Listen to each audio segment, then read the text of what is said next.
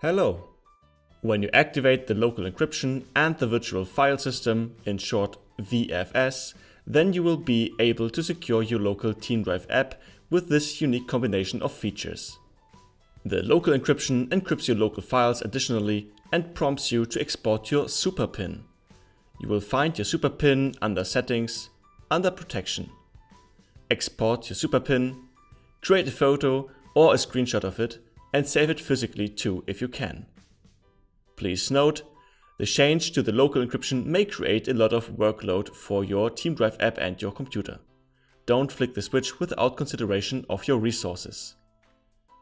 When the local encryption is active, you will have to enter your password or super PIN with every start of your TeamDrive app. If you prefer a PIN code instead of a password, or if you like to be prompted by TeamDrive to authenticate yourself after a certain time interval, you can make those settings under Protection at the top as well. The VFS needs to be set up for each space individually or upon space creation directly.